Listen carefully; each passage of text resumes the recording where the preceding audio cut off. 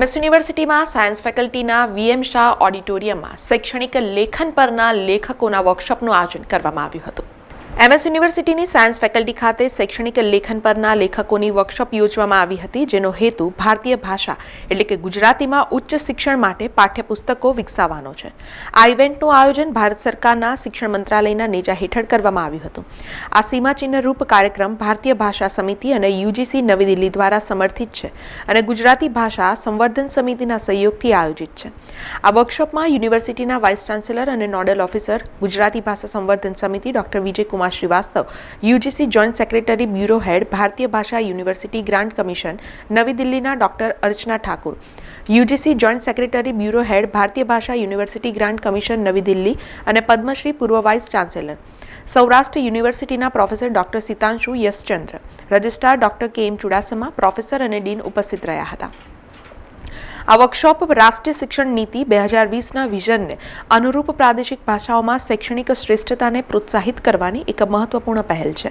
Was counterproductive to the production of texts, literary and academic.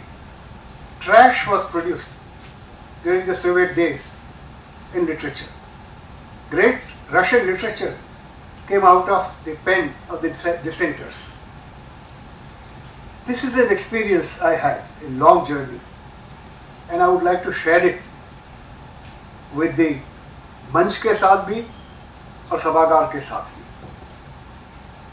To develop a child in a hired woman's womb is neither desirable nor acceptable. આપણી ભાષાઓમાં કેવી રીતે આપણે text book provide કરી શકીએ એના માટે એક કામની જે જવાબદારી છે યુનિવર્સિટી ગ્રાન્ટ કમિશનને શિક્ષા મંત્રાલયે આપી અને પછી યુજીસીએ 12 ભારતીય ભાષાઓનું સમાવેશ કર્યો। એમાંથી એક ભાષા ગુજરાતી ભાષા છે।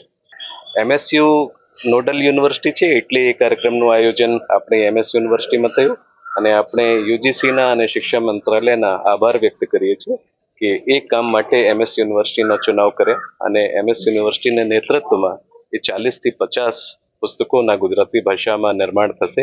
એ આપણા ગુજરાતી બાળકો માટે ખૂબ જ ઉપયોગી થશે, કારણ કે જે વિદ્યાર્થીઓ ગુજરાતી માધ્યમમાંથી ભણીને યુનિવર્સિટીમાં આવતા હોય એના માટે ઘણી બધી અગવડતા થતી હોય છે કે એ લોકો ભાષા સમજી શકતા નથી। એટલે બેસિક ફર્સ્ટ યરમાં તો એ લોકોને ખૂબ જ અનુકૂળ રહેશે।